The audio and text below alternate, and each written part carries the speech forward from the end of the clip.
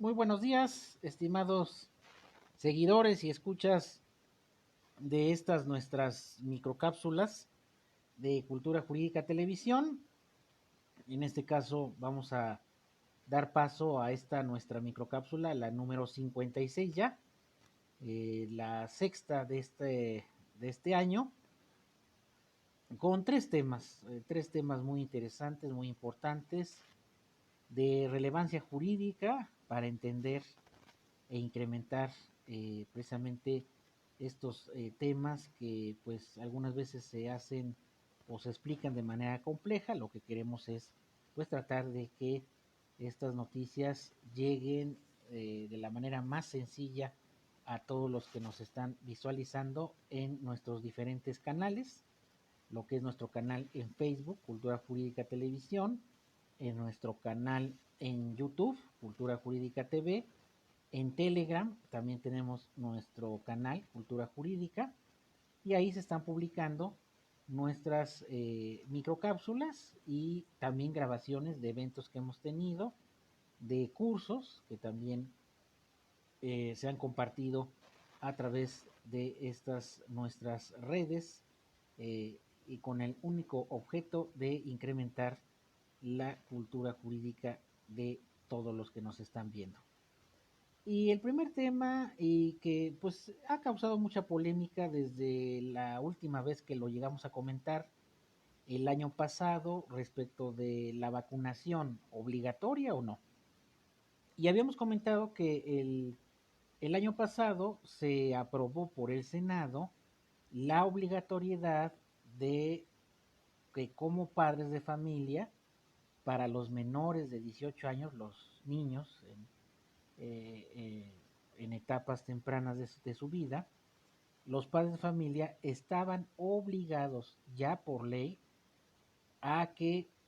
pudieran vacunar a sus hijos, a los hijos menores, con el esquema básico de vacunación. De hecho, las vacunas, pues todos hemos recibido en nuestra niñez diferentes vacunas, ya sea en instituciones privadas o públicas, y las vacunas, pues es un medio muy importante de prevención de enfermedades que si no estuviéramos vacunados, pues nos traería como consecuencia enfermedades muy graves. Y esas vacunas, de hecho México sobresalió en la década de los 80s, 90s, quizá antes, precisamente por ser uno de los países que cumplía con esos esquemas de vacunación que antes pues no eran obligatorios y ahora ya lo son, pero es básicamente incrementar la responsabilidad de los padres para con sus menores hijos, de que estos en temprana edad, prácticamente desde que nacen hasta los 6 7 años, algo así, tengan completo sus esquemas de vacunación, por ejemplo, polio, sarampión, difteria, tétanos, etcétera. Y la ley no preveía, hasta la reforma que comentamos en alguna de nuestras cápsulas, de que fueran obligatorios. Que me parece, bueno, en mi opinión, me parece excelente que así lo sea, porque es un medio de protección que se tiene ante terribles enfermedades. Y ahora se ha comentado mucho de que si la vacuna del COVID va a ser obligatoria o no. Primera observación, eh, recordemos que la vacuna del COVID se aplica a mayores de 18 años, no a niños. Por el momento, hasta ahorita, del último que se ha comentado, no se van a aplicar a menores de edad. ¿Esto qué quiere decir? Que si se va a aplicar a mayores de 18 años, incluso adultos mayores, ellos van a estar en la opción de que voluntariamente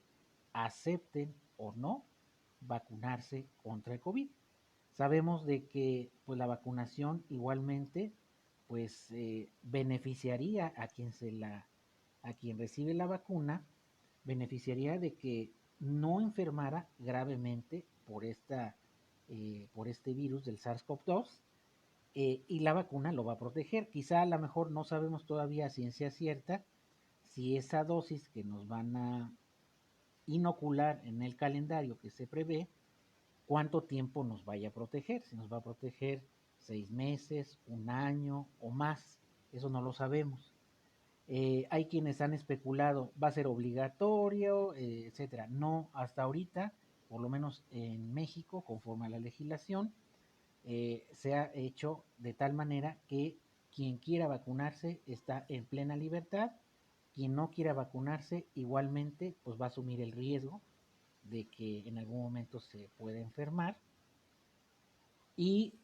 también recordemos, la propia Ley General de Salud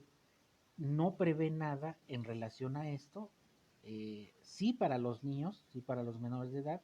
que tengan su esquema de vacunación, pero no para el caso de los mayores, como sería el caso de esta vacuna contra la enfermedad del COVID, y que sin duda, pues recordemos que las vacunas, pues es un gran logro de la ciencia, no es reciente, esto prácticamente desde los años 60, 70, 80 y 90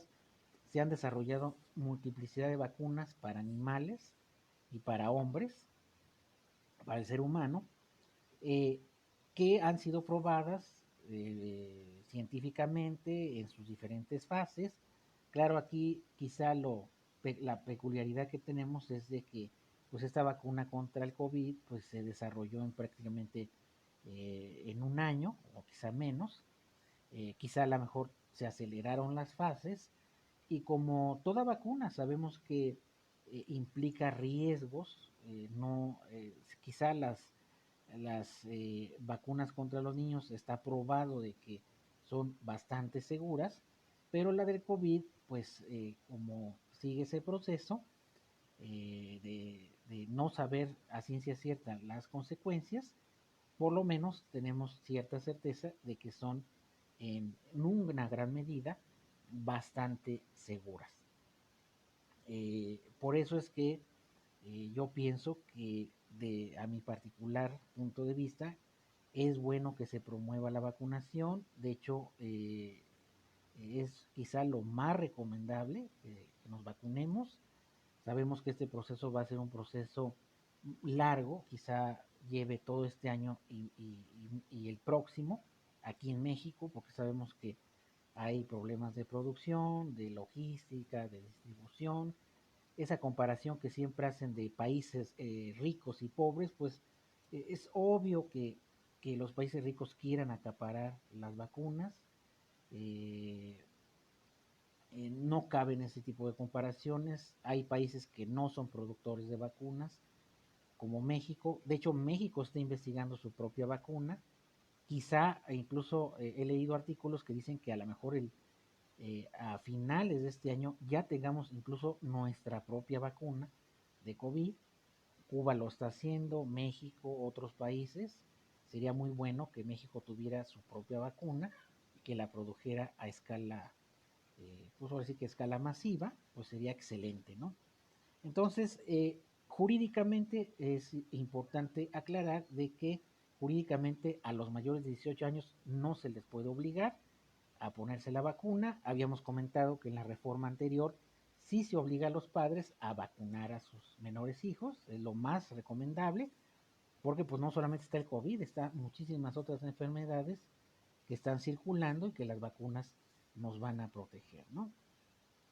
Y que obviamente pues al no ser obligatoria pues habrá gente que quizá opte por no vacunarse. Yo soy de la idea que se debe de promover la vacunación y pues obviamente esto va a proteger sobre todo a aquellos que estén más expuestos con las consecuencias negativas de este terrible virus que pues ya ha costado la vida aquí en México a más de 160,000 personas, en el mundo me parece que a más de, estamos cerca de los 2 millones, y que también existen otras enfermedades de las cuales pues obviamente nos debemos también de vacunar. El segundo tema jurídico y político también tiene implicaciones, es el tema de que la semana pasada la sala de la Corte, me parece que fue la primera sala, se pronunció respecto a la inconstitucionalidad del famoso procedimiento coloquialmente conocido como la revisión de mochilas. Recordemos que, y esto no es nuevo, ya ha sucedido, ha habido casos muy terribles. Aquí en Puebla hubo un caso donde en una universidad una persona ingresa un arma de fuego y mata a una de sus compañeras en la propia universidad, o incluso ha habido casos en los que ingresan con armas blancas dentro de sus artículos escolares y lesionan o causan la muerte de otra persona al interior de, sobre todo, centros educativos. Eh, Recordemos ese caso que hubo, me parece que en el Estado de México o en la Ciudad de México, donde un niño de, me parece que de 9 años o un poco menos, ingresa con una pistola, un arma de fuego, de su papá y mata a la maestra, bueno, le dispara a la maestra, que finalmente, después de una larga estancia hospitalaria, desafortunadamente esa maestra fallece y hiere gravemente a otros de sus compañeros y él termina suicidándose. Ahora bien, aquí habría que separar lo legal de lo práctico o de lo que sucede en la vida cotidiana. Si bien es cierto, yo en todos los operativos de mochila en los que he participado, eh,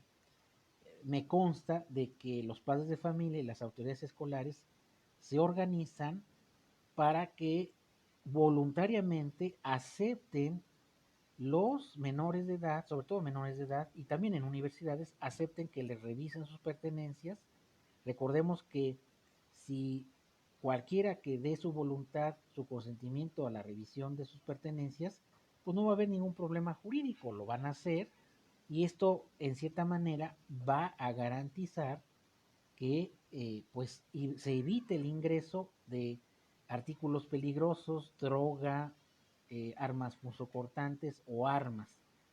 Realmente yo le veo mucho más beneficios que se haga, obviamente con el consentimiento de los padres de familia de los propios implicados en la revisión. Pero aquí la Corte se pronunció en el sentido de que no se puede obligar a las personas, a los educandos, a revisarles sus artículos personales si ellos no consienten que se haga esa revisión. Y ahí es a donde choca. Efectivamente, si bien es cierto, se violentan derechos humanos, si lo hiciéramos obligatorio, que yo fuera ingresando a la escuela, oye, vamos a revisar tus artículos, tus pertenencias, no, no quiero, ok, pasas sin que se te obligue a la revisión. Y los que consientan, pues obviamente no va a haber mayor problemas. Aquí la Corte se pronunció estrictamente en el plano legal, en el plano de que no se puede obligar a las personas, a los educandos, a, mostrar sus pertenencias o a que sean revisadas si no lo consienten. Pero aquí habría que ver qué nos beneficia más, porque aun y cuando fueron organizaciones de derechos humanos los que promovieron esa controversia, pues cuántos casos no han ocurrido de que se niegan a la revisión, ingresan a la escuela y se causa un problema, una lesión o un homicidio, ¿no? Entonces yo pienso que más allá de lo que se pronunció la sala de la Corte en relación a este tema controversial de la revisión de mochilas, habría que ver los efectos prácticos y además cuál es esa responsabilidad de autoridades educativas, eh, padres de familia y de los propios menores y mayores en el caso de las universidades, de que, ok, existe una disposición legal que no te puede obligar, pero pues eso va a poder generar un problema mucho más grave en dado caso de que alguien no quiera revisarse. Imagínense, ingresa un explosivo, un arma, y pues más vale prevenir que lamentar. Ahí dejo la reflexión porque pues muchas veces las cuestiones legales no coinciden o no concuerdan con lo que vivimos en la realidad, en el día a día. Y yo pienso que la revisión de mochilas no debiera de hacerse, pero bueno, no es más que un filtro para evitar un daño mucho mayor que se pudiera causar en dado caso de que no se revisaran las pertenencias. Y si no, pues recordemos esos casos que les estoy mencionando, donde desafortunadamente han fallecido gente que nada tiene que ver. Y que bueno, este tema sin duda, sobre todo ya desde que un menor tenga acceso a un arma de fuego o un arma punzocortante o a drogas y las ingrese a una escuela, pues eso ya denota un problema ya más grave de origen del núcleo familiar. Entonces, yo soy de la idea que sí se debe de revisar, preferible o privilegiar que exista la voluntad, el consentimiento de la persona, y si no, pues habría que ver, medir eh, los riesgos y los beneficios que este tipo de acciones prevé, ¿no? Porque pues yo me puedo pronunciar en mi escritorio sobre qué es violatorio de derechos humanos, pero date cuenta de las implicaciones que este tipo de decisiones pudiera generar. Y el último tema del día de hoy, de nuestras microcápsulas, es el tema que, bueno, pues ya todos están enterados, las detenciones de Alonso Ancira y de Mario Marín Torres, personajes que desafortunadamente eh, han estado coludidos con las autoridades para evadir la justicia. Una vez más, nos damos cuenta de que hay distingos en la aplicación de justicia, hay quienes eh, han sido beneficiados, se les da la oportunidad de huir, de vivir tranquilamente, de no ser molestados, mientras estas personas desvían recursos a todo lo que da, están implicados en corrupción de menores, pedofilia, y esto no se puede entender más que hay todavía gente intocable, gente que está protegida, que tiene elementos ahí tanto en la Procuración como en la Administración de Justicia, que han evitado por muchísimos tiempos que sean molestados, tocados, y esto pues no puede ser. Desafortunadamente, en el caso de Mario Marín, pues recordemos que la Corte ya tenía el proyecto hace años de que el exgobernador había cometido faltas graves, violaciones graves de derechos humanos, y el dictamen iba en razón de que sí había vulnerado, sí se había coludido con particulares para perjudicar a alguien, pero extrañamente, como siempre sucede, se impone el dinero, las influencias, el nombre, etcétera, se impuso y se cambió el sentido del dictamen, para que no, en ese momento no se declarara violaciones graves a la Constitución, a los derechos humanos, y en ese momento se libró este personaje de, de, de las consecuencias jurídicas y políticas de esa decisión, donde inclusive estuvo involucrado la propia ahora secretaria de Gobernación, y que nos damos cuenta de que permaneció impune por muchísimo tiempo esa situación. eh, la investigación en el caso de los delitos de tortura que denunció Lidia Cacho, ahí nos damos cuenta de que en algunos casos la justicia camina muy lento y en otros casos muy rápido. Cuando beneficia a algunos personajes se aplica muy rápido, y cuando la víctima, sobre todo la víctima reciente, camina muy lento, ¿no? Se nos ha vendido la panacea de que el nuevo sistema de justicia penal iba a arreglar muchos de los males en materia de administración de justicia penal. Estamos viendo lamentablemente que no es así. Pese a que en el proceso de Mario Marín se va a llevar a cabo conforme a las reglas del sistema anterior, pues vemos de manera desafortunada que siguen teniendo privilegios, de que la ley se aplica con distingos. En el caso de Carlos Ancira también, a pesar de que este señor desvía millones de pesos en casos de sobornos, de enriquecimiento ilícito, pues también la justicia lo trata muy blando, obtiene beneficios que no cualquier persona tiene, pero bueno, el simple hecho de que ya se han sometido a proceso me parece que en cierta manera es un avance, pero desafortunadamente la justicia llegó tardíamente y pues más adelante veremos si estas detenciones van acompañadas de la aplicación eh, de la ley, pues ahora sí que sin hacer esas distinciones que por mucho tiempo siempre han existido y donde ciertos personajes pues que han dañado a la nación pues salen beneficiados y en otros casos pues simplemente la justicia no avanza, no avanza, hay muchas trabas, se aplica con criterios políticos la justicia. Incluso yo sería de la idea que dónde están esos ministerios públicos, esa juez, me parece que fue juez, que tomaron el caso cuando detuvieron a Lidia Cacho, ellos también tienen responsabilidad, pero bueno, sin duda este tipo de casos pues en lo personal me deja un mal sabor de boca porque pues seguimos con esos vicios, con esas deficiencias, con esos privilegios, teniendo un sistema en el sistema anterior y en el sistema nuevo es exactamente igual, ¿no? Realmente muy pocas cosas han cambiado y bueno, pues son ya muchas pruebas